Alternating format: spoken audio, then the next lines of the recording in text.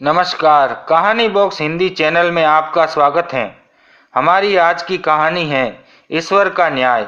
Railway track के किनारे बसी उस छोटी सी बस्ती में एक पुराना सा घर था, जहां 30 से 35 वर्ष की सुधा अपने बच्चों के लिए रोटियां सेंककर उन्हें खाना परोस रही थी।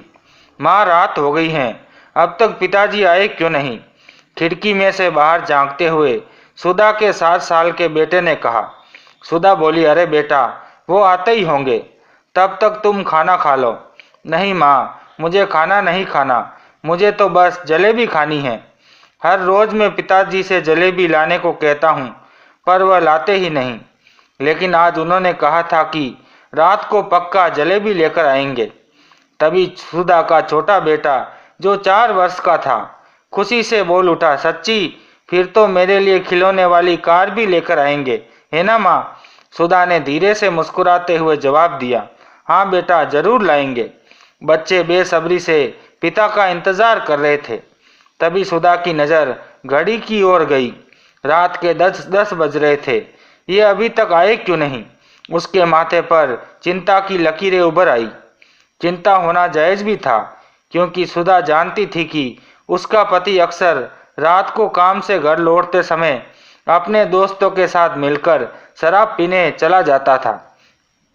अभी 1 सप्ताह पहले ही की बात है, जब सुधा ने अपने पति कमल से कहा था, सुनो जी, अब हमारे दोनों बच्चे बड़े हो रहे हैं और तीसरा भी 2 महीने में इस दुनिया में आने वाला है। मेरी आपसे एक विनती है कि अब आप शराब पीना छोड़ दीजिए, नहीं तो इसका हमारे तीनों बच्चों पर गलत असर पड़ सकता है। अपने बच्चों के बारे में सोचिए और उनकी आने वाली जिंदगी के लिए पैसा बचाइए। पत्नी की बात पर कमल ने भी कहा था, तुम ठीक कहती हो सुधा, अपने बच्चों के लिए मैंने एक भी पैसा नहीं जोड़ा है। मैं तुम्हें वचन देता हूँ कि अब से अपने बच्चों के बारे में सोचूंगा, उन्हें अच्छे संस्कार देने की कोशिश करूंगा और शराब को कभी हाथ नहीं लगाऊंगा। रात धीरे धीरे गहरा रही थी और सुधा की चिंता भी बढ़ती जा रही थी। बाहर रेलवे ट्रैक पर ट्रेनों की आवाज़ें गूंज रही थी, पर उसके पति की कोई खबर नहीं थी। सुधा ने बच्चों को जैसे तैसे खाना खिलाकर सुला दिया, लेकिन उसकी आंखों में नींद नहीं आई। वह बार बार दरवाजे की तरफ देखती, हर गुजरती ट्रेन की आवाज़ पर चौंकन्ना हो जाती, परंतु कमल का कुछ पता नहीं था। तभी दरवाजे पर खटखटाहट हुई। जल्दी से उठकर सुधा ने दरवाज़ा खोला, परंतु दरवाजे के सामने पुलिस वालों को देखकर उसके दिल में डर की एक लहर दौड़ गई। उसके मन में अनगिनत ख्याल आने लगे। किसी अनहोनी की आशंका से दिल की धड़कनें बढ़ने लगीं। किसी तरह हिम्मत जुटाकर उसने कांपती हुई आवाज में पूछा, क्या बात है साहब? स्टेशन पर चाय बेचने वाले कमल का यही घर है क्या? पुलिस कांस्टेबल ने गंभीरता से पूछा। सुधा ने कांपते स्वर में उत्तर दिया, जी हाँ, यही घर है उनका, मैं उनकी पत्नी हूँ। सब कुछ ठीक है ना साहब? उसकी आवाज़ में चिंता और भय का समंदर बह रहा था। कांस्टेबल ने थोड़ी देर चुप्पी साधी, फिर गहरी सांस लेकर कहा, आपके पति की मृत्यु हो गई है। शराब के नशे में रेलवे ट्रैक को क्रॉस करते समय उनका संतुलन बिगड़ गया। उन्होंने इतनी अधिक शराब पी रखी थी कि उन्हें सामने से आ रही ट्रेन का अंदाजा ही नहीं हुआ। हमने उनकी लाश को पोस्टमार्टम के लिए सरकारी अस्पताल में भेज दिया है। आप कल सुबह वहां जाकर सारे कागजी काम पूरे करके उनकी लाश वहां से ले जाइए। इतना कहकर पुलिस कांस्टेबल सुधा को असहाय छोड़कर वहां से चले गए। सुधा के कदम वहीं जड़ हो गए। आंखों के सामने अंधेरा छा गया और शरीर कांपने लगा। वह दरवाजे का सहारा लेकर जमीन पर बैठ गई। उसकी आंखों में आंसू भर आए। हे भगवान, ये सब क्या हो गया? मुझ जरा तरस नहीं आया। मेरे छोटे बच्चों का क्या होगा? अगली सुबह सुधा ने किसी तरह खुद को संभाला और अपने पति का अंतिम संस्कार किया, परंतु इसके बाद उसकी जिंदगी पूरी तरह अस्त व्यस्त हो गई। जो थोड़ा बहुत पैसा उसने बचाकर रखा था, वह भी धीरे धीरे खत्म होने लगा। करीब 1.5 महीना बीत गया, लेकिन सुधा के पास आजीविका का कोई साधन नहीं था। हिम्मत जुटाकर वह आसपास के घरों में काम मांगने के लिए निकली, परंतु किस्मत ने यहाँ भी उनका साथ नहीं दिया। गर्भवती होने के कारण उसे काम देने से मना कर देते। उसकी हालत देखकर ही लोग कह देते, तुम खुद ही इतनी कमजोर हो, हम तुम्हारे ऊपर और बोझ डालना नहीं चाहते। बच्चा पैदा करने के बाद आना। हताश और निराशुदा घर वापस लौट आई। घर में उसका 7 साल का बेटा गोलू बीमार पड़ा था। बुखार में तपता गोलू चारपाई पर लेटा था। उसकी मासूम आंखों में दर्द झलकता था। उसके कहराए पर सुधा उसके पास जाकर बैठ जाती और उसका माथा सहलाती। गोलू उसे हसरत भरी निगाह से देखता, लेकिन माँ के पास उसकी दवा खरीदने के लिए भी पैसे नहीं थे। दूसरी ओर 4 साल का सोनू भूख से तड़पता हुआ बार बार माँ से रोटी मांग रहा था। माँ, रोटी दो ना, कल से कुछ नहीं खाया, बहुत भूख लगी है, कुछ खाने को दो ना। अपने खाली पेट पर हाथ फेरते हुए सोनू ने कहा। सोनू के ये शब्द सुधा के दिल को चीर रहे थे। उसे समझ नहीं आ रहा था कि वह अपने बच्चों की भूख कैसे मिटाए। सुधा की आंखों में आंसू छलक गए। वह खुद को बहुत बेबस और असहाय महसूस कर रही थी। अपने भूखे बच्चों का मुरझाया चेहरा और बीमार गोलू की छटपटाहट देखकर वह सोचने लगी, कैसी माँ हूँ मैं जो अपने ही बच्चों को एक रोटी भी नहीं दे पा रही। अगले दिन उसने हिम्मत जुटाई और एक बड़ा फैसला लिया। थोड़ी बहुत तैयारी करके वह रेलवे स्टेशन चली गई। 9 महीने की गर्भवती सुधा ट्रेन में जाकर यात्रियों को चाय बेचने लगी। सुबह का वक्त था और रेलवे स्टेशन की चहल पहल में वह हाथ में चाय की केतली लिए एक ट्रेन से दूसरी ट्रेन में दौड़ रही थी। वह पूरी हिम्मत और सांस के साथ काम में जुटी गई। उनके मन में सिर्फ एक ही ख्याल था, अपने बच्चों के लिए खाना जुटाना और उनकी भूख मिटाना। वह दर्द, तकलीफ और हर बाधा को भुलाकर अपने बच्चों के भविष्य के लिए संघर्ष कर रही थी। अचानक उसकी तबीयत बिगड़ने लगी। माथे पर पसीने की बूंदें छलकने लगी, पैरों में जैसे जान नहीं रही और उसी समय वह ट्रेन के दरवाजे के पास गिर पड़ी। वहां मौजूद कुछ लोगों ने उसे देखा तो उनका दिल पसीज गया और उसे पास के एक अस्पताल तक पहुंचा दिया। कुछ देर बाद जनरल वार्ड में पड़ी सुधा अपने छोटे से बच्चे को देख रही थी। बच्चा कमजोर था, लेकिन गोरा चिट्टा और मासूम था। सुधा ने बच्चे को अपनी गोद में लिया, उसकी नन्ही नन्ही उंगलियों को छुआ। उसकी आंखों में आंसू थे। वह सोचने लगी, क्या किस्मत लेकर आया है मेरा बच्चा। पैदा होने से पहले ही इसके सर से बाप का साया उठ गया। वहीं उसी अस्पताल के एक प्राइवेट वार्ड में एक महिला के रोने और चिल्लाने की आवाज़ आ रही थी। कहाँ है मेरा बच्चा? आपने मेरे बच्चे का चेहरा तक भी मुझे नहीं दिखाया। कम से कम मुझे उसे अपनी गोद में तो लेने दो। आप क्यों नहीं बताते कि मेरा मुन्ना कहाँ है? तो उसका पति, जो एक बहुत बड़ा साहूकार था, बोला, उर्मिला, तुम फिक्र मत करो, उसकी तबीयत थोड़ी खराब थी, इसलिए अभी ऑब्जर्वेशन में है। कल सुबह बच्चा तुम्हारी गोद में होगा। डॉक्टर ने भी हाँ में सिर हिलाया और उसे नींद का इंजेक्शन दे दिया। दरअसल साहूकार की पत्नी उर्मिला की गोद भगवान ने पूरे 8 साल बाद भरी थी, परंतु कुछ ही मिनट में उनके बच्चे की मृत्यु हो गई।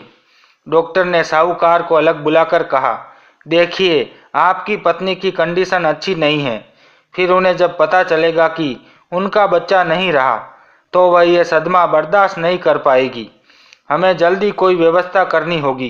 किसी और नवजात बच्चे को उसकी गोद में देना होगा। उसी समय एक नर्स आई और बताने लगी, आज सुबह जनरल वार्ड में जिस महिला ने बेटे को जन्म दिया वह घर जाने की जिद कर रही हैं। नहीं, इतनी जल्दी से उसे कैसे घर भेज सकते हैं?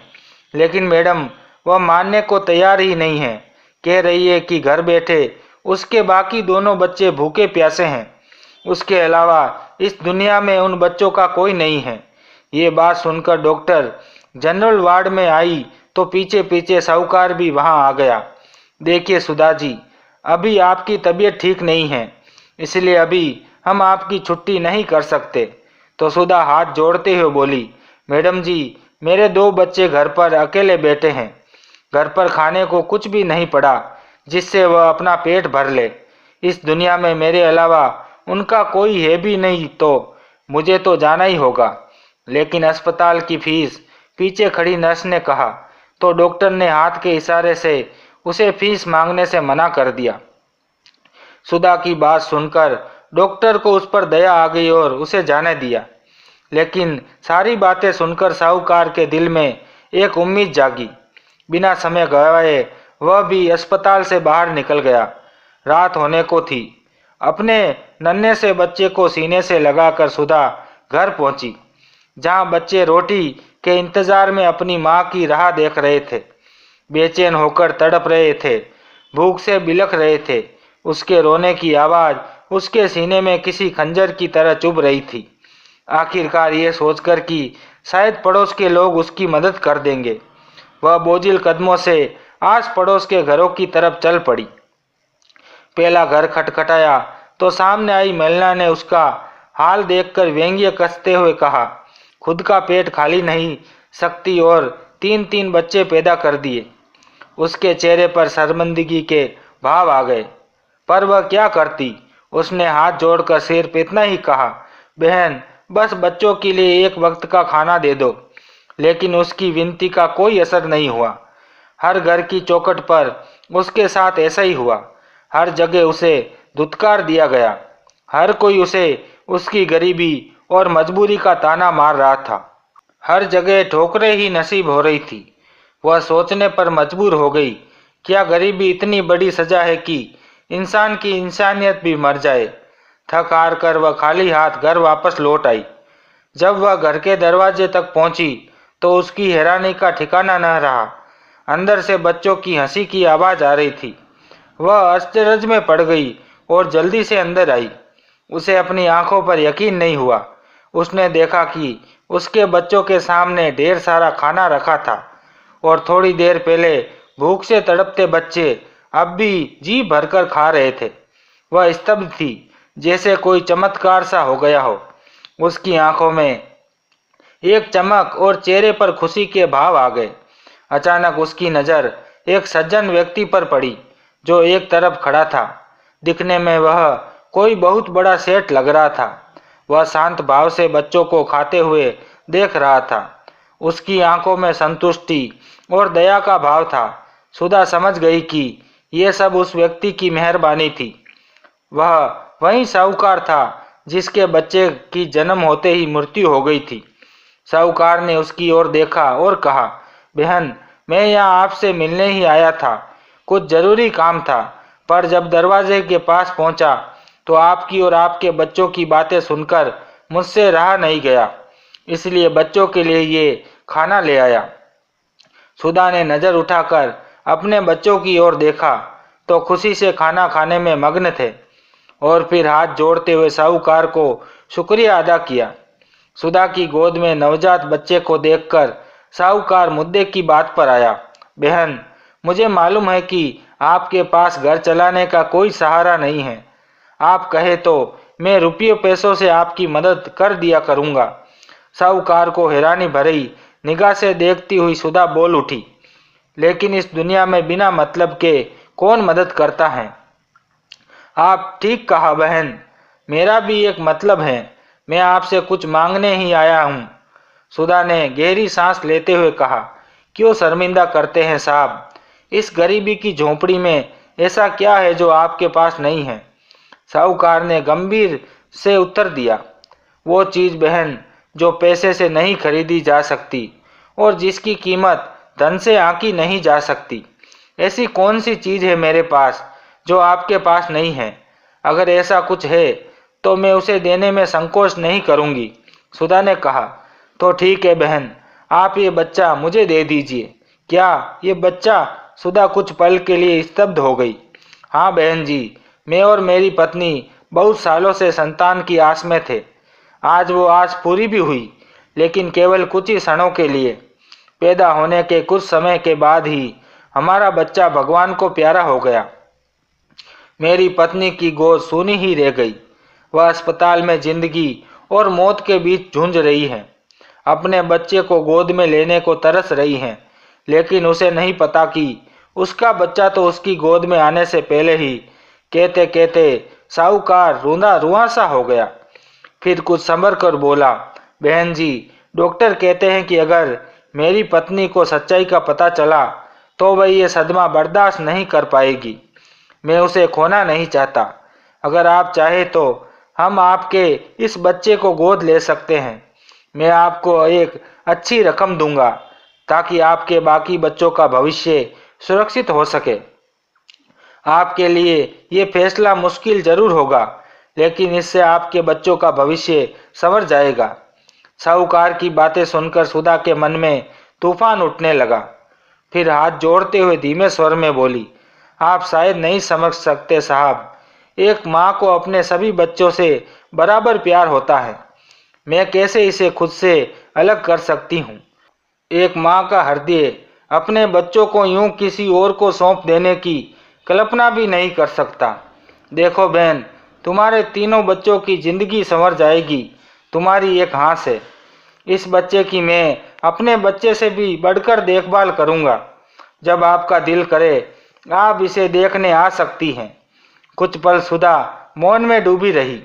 काफी देर तक ममता और मजबूरी के बीच एक अंतर्द्वंद चलता रहा। फिर उसने बाकी दोनों बच्चों की ओर एक निगाह डाली।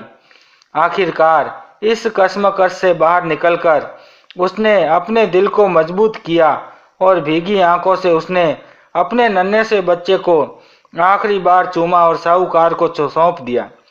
इसे अच्छे से रखना साहब, मैं इसके बिना जीना तो नहीं चाहती, लेकिन शायद मेरे दूसरे बच्चों के लिए यही सही है।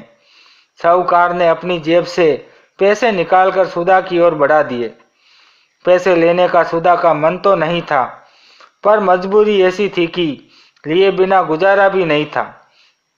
इसलिए चुपचाप उसने पैसे लेकर अपनी मुट्ठी बंद कर ली। साहूकार ने सुधा को अपने घर का पता दिया ताकि वह जब चाहे बच्चे से मिलने आ सके। फिर उस कमजोर से बच्चे को अपने सीने से चिपका लिया और हाथ जोड़कर सुधा का शुक्रिया अदा करता हुआ घर से बाहर निकल गया। भारी मन से सुधा ने दरवाजा बंद किया और अपनी पीठ दरवाजे से सटाकर खड़ी हो गई। आंखों से आंसू थमने का नाम नहीं ले रहे थे।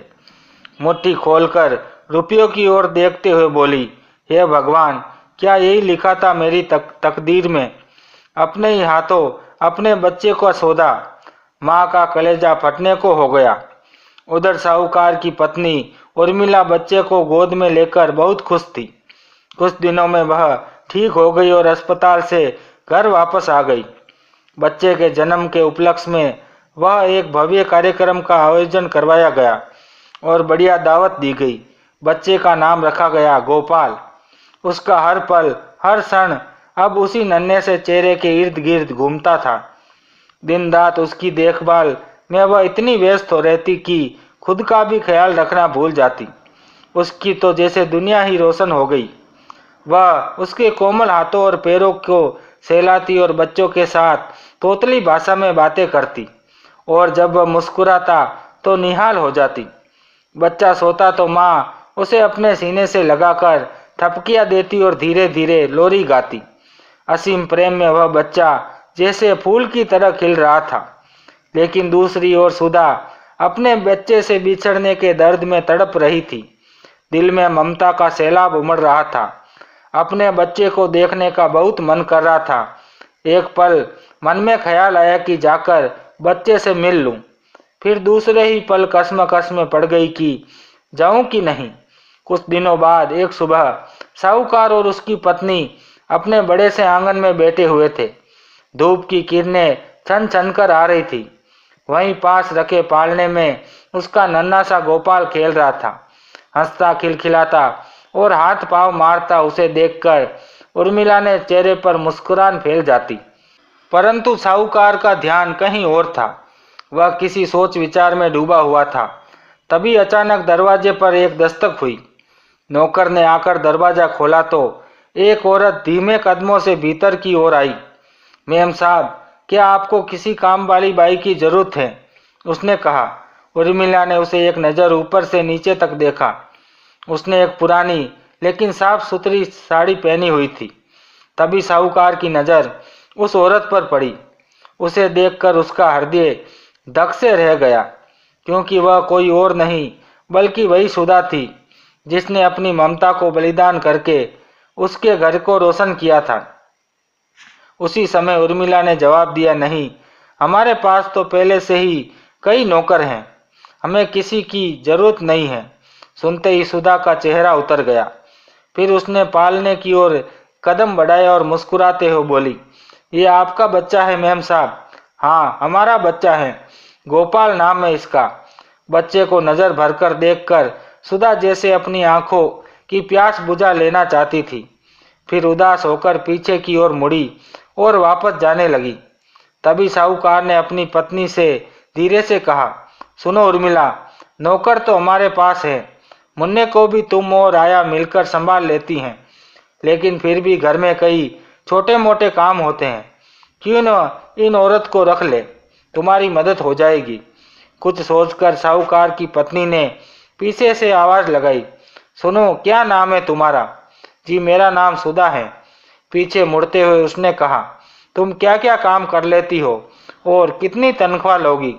जी मेम साहब, मैं सारे घर के काम कर लेती हूँ, तनख्वाह तो आप ठीक समझे। सुधा को तो बस एक ही बात की परवाह थी, किसी तरह अपने बच्चे के करीब रहना। उसके मासूम से चेहरे को जी भरकर देखना चाहती थी वह, इसलिए कम तनख्वाह में भी वह राजी हो गई, ताकि वह अपने बच्चों के साथ थोड़ा वक्त बिता सके। वैसे तुम रहती कहाँ हो और तुम्हारा पति क्या करता है? तो सुधा थोड़ा झिझकते हो बोली, यहीं पास ही रहती हूँ। और मेरे पति, वो तो कुछ महीने पहले ही, कहते कहते उसकी आंखें भर आई। उर्मिला उसके आंसुओं का मतलब अच्छी तरह समझ गई थी। फिर बोली, ठीक है, तुम कल आ जाना, मैं तुम्हें सारा काम समझा दूंगी। जी मेम साहब, मैं कल सुबह सुबह ही पहुंच जाऊंगी, कहकर सुधा घर से बाहर चली गई। अगले ही दिन जब सुधा सुबह सुबह सेठानी के पास नौकरी के लिए पहुंची, तो अपने बच्चे को इतने करीब पाकर एक अलग ही सुकून महसूस हुआ। कितने समय बाद उसे ऐसा लग रहा था जैसे उसकी खोई हुई जिंदगी की बिछड़ी हुई खुशियां वापस लौट आई। सुधा का बेटा पहले से कहीं अधिक सेहतमंद और गोल मटोल हो गया था। सुधा दूर खड़ी अपने बच्चे को खेलते कूदते, मुस्कुराते हुए और नन्हे नन्हे हाथ पांव चलाते हुए देखती रहती। उसके दिल में ममता की लहरें उड़ती और आंखें नम हो जाती। उसका मन तड़प उठता कि काश वह अपने बेटे को गले लगा पाती, परंतु फिर भी बच्चे को देखकर वो मन ही मन ईश्वर का ध्यान धन्यवाद करने लगी कि बच्चा भले ही उसकी गोद में नहीं है, लेकिन खुश है, सुरक्षित है और उसे किसी भी चीज की कमी नहीं है। घर में नौकर चाकर तो थे, लेकिन उर्मिला जो बच्चे की देखभाल कर रही थी, उसे किसी पर भरोसा नहीं था। वह खुद ही हर छोटी बड़ी बात का ख्याल रखती थी, ताकि बच्चे की सुरक्षा में कोई भी प्रकार की कमी ना आए। सुधा जब भी अपने बेटे को देखती, उसका दिल भर आता। एक माँ की ममता का सैलाब उसके दिल में हिलोरे लेता, लेकिन अपने आंसुओं को दिल में ही छिपा लेती। वह दूर खड़ी हर पल उसकी मासूमियत को अपनी आंखों में कैद कर रही थी। जब उसका बेटा खिलखिलाकर हंसता, तो उसकी हर किलकारी उसके कानों में सुकून सा संगीत बनकर गूंजने लगती। बच्चे का कमरा हर तरह से रंग बिरंगे खिलौने से भरा हुआ था और नन्हा गोपाल अपने चारों तरफ फैले खिलौनों के बीच बैठा था। सुधा को देख देख कर मुस्कुरा रहा था। आज न जाने क्यों सुधा का दिल बार बार मचल रहा था कि वह अपने बेटे गोपाल को अपनी गोद में उठाए, उसे कसकर अपने सीने से लगाए और उस पर अपनी सारी ममता लुटा दे। पिछले कुछ दिनों से वह अपने बेटे को पास से देखती तो थी, लेकिन उसे गोद में लेने का साहस कभी न कर पाई। एक दिन उर्मिला जब नहाने जा रही थी, तो उसने कुछ देर के लिए सुधा को गोपाल का ध्यान रखने को कह दिया। वैसे तो अपनी अनुपस्थिति में वह आया पर बच्चे की जिम्मेदारी सौंप कर जाती थी, लेकिन आज आया भी नहीं आई थी, इसलिए उसने सुधा को उसके पास बैठने और उसका ख्याल रखने को कह दिया। ये बात सुनते ही जैसे सुधा का चेहरा खिल उठा। वह और क्या चाहती थी? बड़े उत्साह से वह उसके पास जाकर बैठ गई। गोपाल ने अपनी प्यारी आंखों से सुधा की ओर देखा और अपनी नन्ही नन्ही बाहें फैलाते हुए मुस्कुरा दिया। अपनी छोटी छोटी उंगलियों से उसकी साड़ी का पल्लू पकड़ लिया। यह देखकर सुधा की आंखें भर आई। उसने गोपाल के छोटे छोटे हाथों को अपने हाथ में लिया और प्यार से सहलाने लगी। कुछ देर के लिए उसके पास बैठी तो खुद को रोक पाना उसके लिए असंभव सा हो गया। सुधा ने कमरे के चारों ओर नजर दौड़ाई, फिर दरवाजे की ओर देखा, ये सुनिश्चित करने के लिए कि कहीं मेम साहब आई तो नहीं। फिर गोपाल को उठाकर अपने सीने से लगा लिया और बाहों में जकड़ लिया। बेतहाशा चूमने लगी। गोपाल भी उसकी ममता का एहसास पाकर खिलखिलाकर हंस पड़ा। कितना प्यारा है तू, काश मैं तुझे हमेशा अपने पास रख पाती। दिल में तो चाहत है कि तुझे लेकर यहाँ से भाग जाऊं और किसी को ऐसी जगह ले जाऊं जहाँ कोई मुझे तुझसे अलग न कर पाए। कहते हुए वह फिर से उसके गोल मटोल गालों को चूमने लगी। इधर सुधा बच्चे पर अपनी ममता उड़ेल रही थी तो वहीं कमरे के दरवाजे पर खड़ी उर्मिला ने ये सारा दृश्य देख लिया। थोड़ी देर वह उसे ये सब करते हुए देखती रही। उसका चेहरा गुस्से से लाल हो गया। सुधा, ये सब क्या है? लगभग चीखते हुए वह बोली। गुस्से से भरी कड़कती आवाज सुनकर सुधा सहम गई और तुरंत गोपाल को वापस उसके बेड पर लिटा दिया। उसके चेहरे पर डर और पश्चाताप का भाव था। कांपती हुई आवाज में बोली, मेम साहब, मुझे माफ कर दीजिए। मैं तो बस बच्चे को एक बार गले लगाना चाहती थी, बस। अब हमें तुम्हारी इस घर में कोई जरूरत नहीं है। मैं आज ही तुम्हारा हिसाब किए देती हूँ। निकल जाओ मेरे घर से और वापस कभी अपनी सूरत भी मत दिखाना। कहते हुए उर्मिला ने उसका हाथ पकड़ा और लगभग घसीटते हुए उसे गोपाल के कमरे से बाहर ले आई। फिर 500 के 5 नोट उसके हाथ में थमाए और उसे बाहर का रास्ता दिखा दिया। सुधा की आंखों से आंसू बहने लगे। एक बार तो उसका दिल किया कि चीख चीख कर बता दे कि गोपाल उसी का खून है। वहीं गोपाल की माँ है जिसे उसे 9 महीने कोख में रखा और अपने खून से सींचा, लेकिन मजबूर थी, इसलिए मुंह से उफ तक ना कर पाई। हालात के मानो उसकी आवाज को दफन कर दिया था। आंखों में ममता का समंदर और दर्द का सैलाब लिए आखिर बार उसने गोपाल की ओर देखा और भारी मन से दरवाजे से बाहर निकल गई। बाहर निकलकर उन रुपयों की ओर देखा, मानो वो रुपया उसकी अंतरात्मा को छलनी कर रहे हो। अपने कलेजे के टुकड़े को मैंने इन्हीं चंद रुपयों के लिए बेच दिया। लानत है मेरे माँ होने पर। वो भला कैसी माँ जो अपनी औलाद को ही बेच दे। खुद से ही कहते हुए उसकी आवाज भारी हो गई। अपने ही कर्म से शर्मसार हो चुकी वह उस पल में टूट चुकी थी। उसकी अंगुलियां थरथराने लगी और बेबसी और लाचारी की आगोश में उसने उन रुपयों के टुकड़े टुकड़े करके जमीन पर बिखेर दिए और अपने घर वापस लौट आई।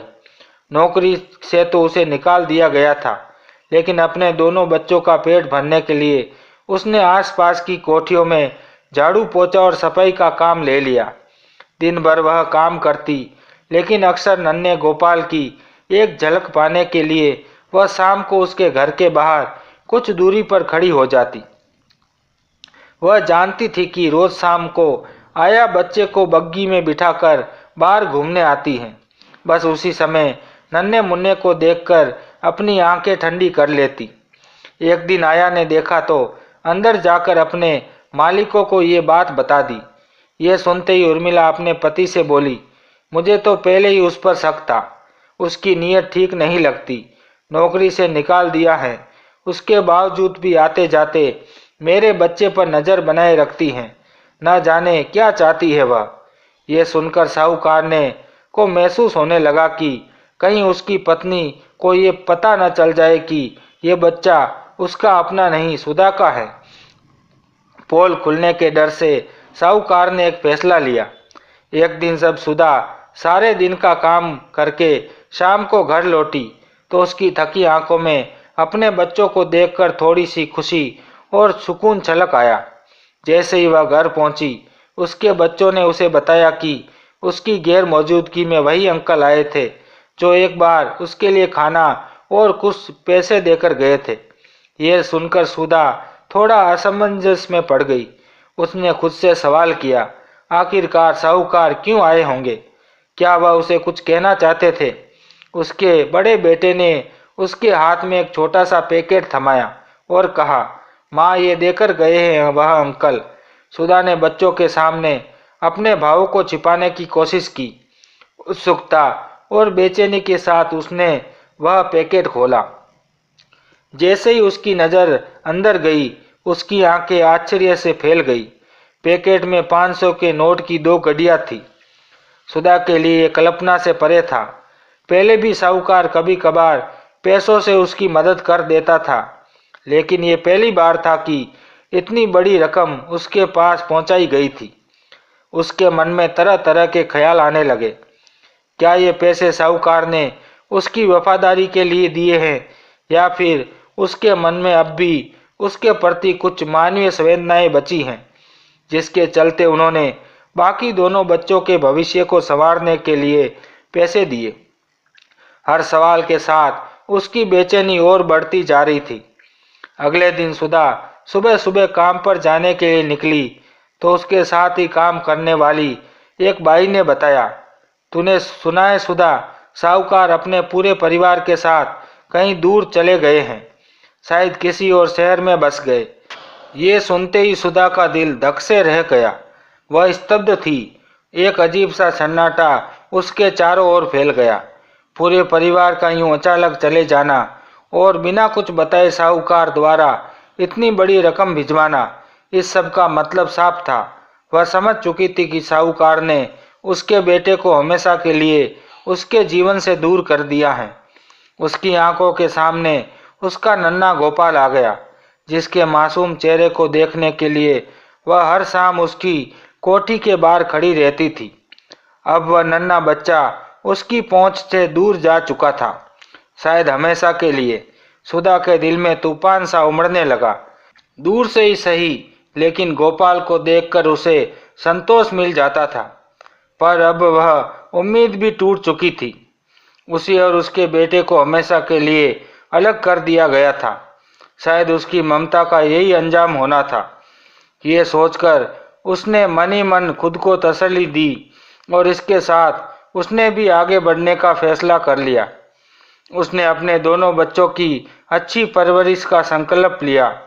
अब उसके पास पैसे थे तो उसने अपने दोनों बच्चों का अच्छे स्कूल में एडमिशन करवाया और खुद भी सिलाई कढ़ाई का काम सीखने लगी। कुछ दिनों बाद उसने सिलाई मशीन खरीद ली और घर बैठकर लोगों के कपड़े सिलने लगी।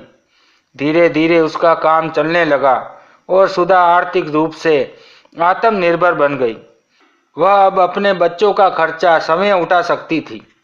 उधर साहूकार और उर्मिला, जो गोपाल को लेकर दूसरे शहर में शिफ्ट हो गए थे, सुकून का जीवन गुजारने लगे। समय ने अपने पंख फैलाए और देखते ही देखते 25 साल बीत गए। इन 25 सालों में बहुत कुछ बदल गया था। उर्मिला अब बूढ़ी हो चुकी थी और 1 महीने पहले ही साहूकार इस संसार को अलविदा कहकर चला गया था। अब उसका बेटा गोपाल, जो कभी एक मासूम बच्चा था, 25 साल का नौजवान हो चुका था।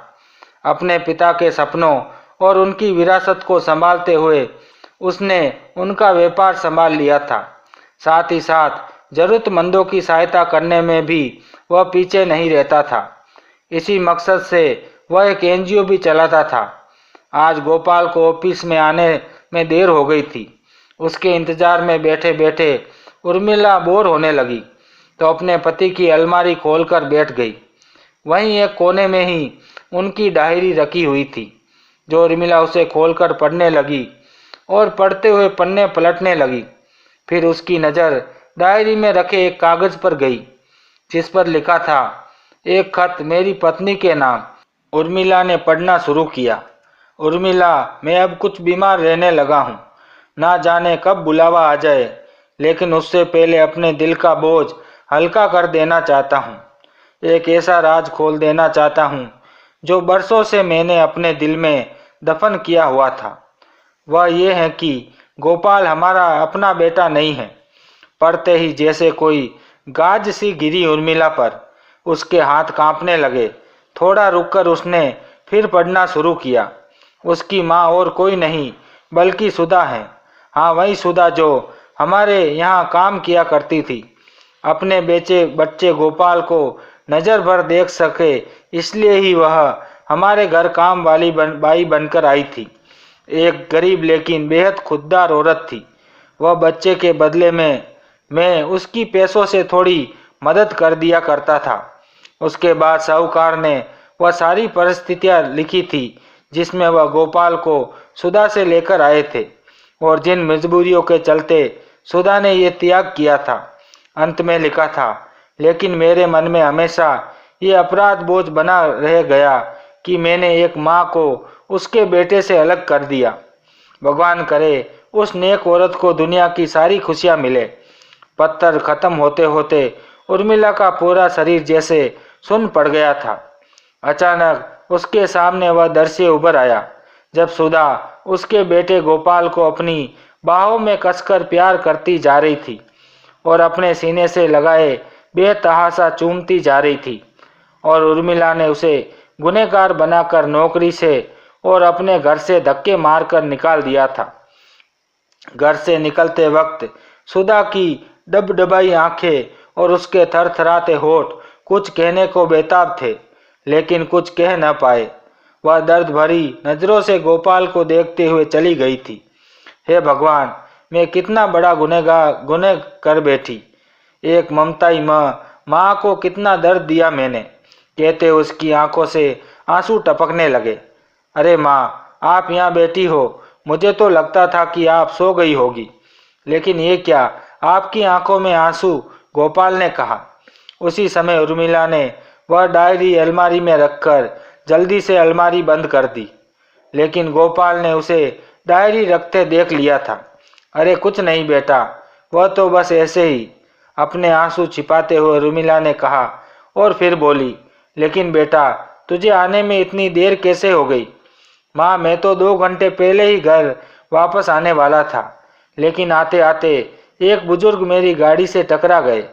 मुझे तो लगा था कि उन्हें मेरी गाड़ी से टक्कर लगी है, और जब मैंने गाड़ी से उतरकर देखा तो पता चला कि वह तो बेहोश हो गए थे। अपनी टीम को बुलाकर मैंने उन्हें अस्पताल में भर्ती करवा दिया। इन सब कार्यों में ही देर हो गई। अरे बेटा, तू तो तेरी समाज सेवा, लोगों की मदद करने में तू इतना व्यस्त हो जाता है कि अपना भी ख्याल नहीं रखता। चल तू हाथ मुंह धो ले, मैं खाना गर्म करके लाती हूँ। कहते हुए उर्मिला बाहर निकल गई। लेकिन गोपाल समझ नहीं पाया कि उसकी माँ आखिर रो क्यों रही थी। उसी समय गोपाल ने अलमारी खोलकर वह डायरी निकाली। डायरी खोलते ही वह खत उसके हाथ में आ गया, जिसमें उसके पिता ने सारा सच लिखा हुआ था। जैसे जैसे वह खत पढ़ता गया, उसके चेहरे के भाव बदलने लगे। हर शब्द जैसे उसके दिल को झकझोर रहा था। उसके हाथ में खत छूट गया और भारी आंखों से वह शून्य में निहारने लगा। तभी उर्मिला अंदर आई और बेटे के हाथ में वह खत देखकर उसकी आंखें फटी की फटी रह गई। माँ, क्या यह सच है? मैं आपका अपना बेटा नहीं हूँ? गोपाल ने भारी आवाज में पूछा। तो उर्मिला कुछ बोल न पाई। माँ को खामोश खड़े देख उसे अपने सवाल का जवाब मिल चुका था।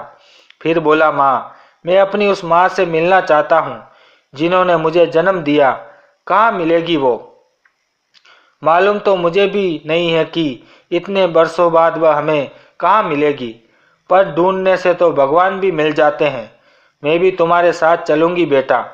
मुझे भी अपने गुनाह का प्रायश्चित करना है। अगले दिन सुबह गोपाल अपनी माँ उर्मिला के साथ निकल पड़ा, उस जीवन देने वाली माँ की तलाश में। उर्मिला को मालूम था कि सुधा रेलवे ट्रैक के पास एक बस्ती में रहा करती थी, लेकिन वहां जाकर तो कुछ भी उसके सामने नहीं आया। उन दोनों के होश उड़ गए। पूरी बस्ती उजड़ हुई थी। जगह जगह टूटे फूटे घरों के अवशेष और वीरानगी का आलम उसकी आंखों के सामने था। जैसे समय ने उस जगह को पूरी तरह से निगल लिया हो। उर्मिला ने एक स्थानीय महिला से पूछा, यहाँ रहने वाले लोग कहाँ गए? सुधा, जो यहाँ रहती थी, उसका कुछ पता है? अरे मेम साहब, पिछले साल जब बाढ़ आई तो आधे से ज़्यादा कच्चे घर पानी में बह गए। जो बच भी गए उनके रहने वाले भी कहीं पलायन कर गए। रही बात सुधा की, तो उसका जीवन ही दुखों का दूसरा नाम था। पहले उसका पति उसे छोड़कर चला गया, फिर बड़ी गरीबी में उसने किसी तरह अपने बच्चों को पाला पोसा, उन्हें पढ़ाया लिखाया। वह दिन रात मेहनत करती रही। उसने सोचा कि जब बच्चे कामयाब होंगे तो उसका बुढ़ापा सुख शांति से गुजरेगा। थोड़ा रुककर महिला ने गहरी सांस ली और आगे कहा, लेकिन किस्मत ने उसका साथ नहीं दिया। वह दोनों बेटे बड़े शहर गए तो वहां जाकर उन्होंने अपनी अपनी दुनिया बसा ली। बड़े अरमानों से बेटों के सुख में हिस्सेदार बनने की आस लगाए बेटी माँ को वह जैसे भूल ही गए। उन्होंने तो कभी अपने पास उसे रखने की भी नहीं सोची थी। बुढ़ापे और बीमारी में वह अकेली पड़ गई। फिर पिछले साल जब बाढ़ आई तो उसका घर भी बह गया। बाढ़ ने बहुत से लोगों का अपना ग्रास बना लिया। उन्हीं लोगों में शायद सुधा भी एक थी। सुधा, माँ, मेरी जन्म देने वाली माँ। उन्होंने इतनी तकलीफें सही और मैं उनके साथ नहीं था। उनका बेटा होकर भी उनके लिए मैं कुछ नहीं कर पाया। कम से कम एक बार तो भगवान ने मुझे उनसे मिलना दिया होता बस। एक बार कांपती आवाज में कहते हुए गोपाल ने गहरी सांस ली और आंखों से आंसू निकलकर उसके गालों को भिगोने लगे। बुझे मन से वह दोनों गाड़ी में बैठे और वापस घर की ओर चल दिए। अभी घर पहुंचे ही थे कि गोपाल का मोबाइल बज उठा। हेलो, क्या बात है? ठीक है, मैं अभी अस्पताल पहुंचता हूँ, चिंता भरे स्वर में गोपाल ने कहा। क्या बात है बेटा, क्या हुआ है? माँ, रात को जिन्हें अस्पताल में भर्ती करवाया था उनकी हालत अभी ठीक नहीं है। शायद बहुत दिनों से कुछ खाया नहीं उन्होंने। उन्हें ओ नेगेटिव ब्लड की ज़रूरत है जो कहीं उपलब्ध नहीं हो पा रहा है, और मेरा ब्लड ग्रुप उनसे मैच करता है। मुझे अभी वहां जाना होगा। अस्पताल पहुंचकर गोपाल ने ब्लड डोनेट किया। एक दो दिन में उस बुजुर्ग अम्मा की तबीयत थोड़ी संभल गई। उनका खास ख्याल रखने के लिए गोपाल ने उन्हें अगली सुबह अपने घर ले आया। जब उर्मिला मंदिर से लौटी तो गोपाल अपनी माँ को उन बुजुर्ग अम्मा का ख्याल रखने को कहकर किसी काम से बाहर चला गया। उर्मिला ने कमरे का दरवाजा खोलकर देखा तो वो बुजुर्ग अम्मा अभी तक कंबल ओढ़कर सो रही थी। उसने उन्हें जगाया ठीक नहीं समझा और दरवाजा बंद करके बाहर आ गई। फिर मन में ख्याल आया कि उनके लिए कुछ हल्का फुल्का बना देती हूँ। थोड़ी देर बाद उर्मिला दलिया लेकर उनके कमरे में पहुंच गई और कंबल उठाकर बोली, सुनिए, मैं गोपाल की माँ हूँ, उठिए, खाना खा लीजिए। ऐसा कहकर उर्मिला ने वह कंबल हटा दिया और बाह पकड़कर जैसे ही उन्हें उठाकर बिठाया तो पैरों तले जमीन खिसक गई। उसका मुंह खुला का खुला रह गया। वह औरत जिसे गम और परेशानी ने वक्त से पहले ही बूढ़ा कर दिया था, एक टक और बड़े गौर से उर्मिला की ओर देखने लगी। मेम साहब, सुधा, तुम जिंदा हो? कहते कहते उर्मिला की आंखें रुआंसी हो गई। आंखों से झरझर आंसू बहने लगे। मेम साहब, आप, मेरा बेटा कहाँ है? मेम साहब, मुझे बस उससे एक बार मिलना है, फिर मैं यहाँ से चली जाऊंगी। किसी फड़फड़ाते पत्ते की तरह कांपते हुए उसने कहा। तभी दरवाजे की ओर से आवाज आई, आपका बेटा यहाँ है माँ। सुनते ही सुधा की जर्जर शरीर में जैसे अचानक जान आ गई। उसने चौंक कर दरवाजे की ओर देखा। उसके सामने उसका गोपाल खड़ा था। मैं हूँ आपका बेटा माँ, और अब आपको कहीं जाने नहीं दूंगा, गोपाल ने रोते हुए कहा और जड़ से अंदर आकर सुधा के गले लग गया। मेरा बच्चा, मेरा मुन्ना, मेरा लल्ला, आज सच में मेरे सामने है तू। कहते हुए वह गोपाल का चेहरा अपने दोनों हाथों में थामकर चूमने लगी। इतने सालों बाद अपने बेटे को पाकर जैसे वह पागल हुए जा रही थी। उनकी हर सांस में बरसों की तड़प और प्यार और ममता घुली हुई थी। तेरा शुक्रिया है मेरे मालिक, जो मेरे बच्चे से मुझे मिला दिया। गोपाल उनकी गोद में सिर रखकर फूट फूट कर रोने लगा। माँ, मैं आपको कभी छोड़कर नहीं जाऊंगा। अब हम हमेशा साथ रहेंगे। समय जैसे रुक सा गया था। सुधा और गोपाल की आंखों से गंगा जमुना बह रही थी। सामने खड़ी उर्मिला भी इस दृश्य को देखती जा रही थी। उनकी आंखें भी आंसुओं से डबडबा उठी थी। वह देखकर हैरान थी कि कैसे एक माँ की ममता और बेटे के प्यार के आगे दुनिया की हर दूरी, हर बाधा छोटी पड़ जाती है।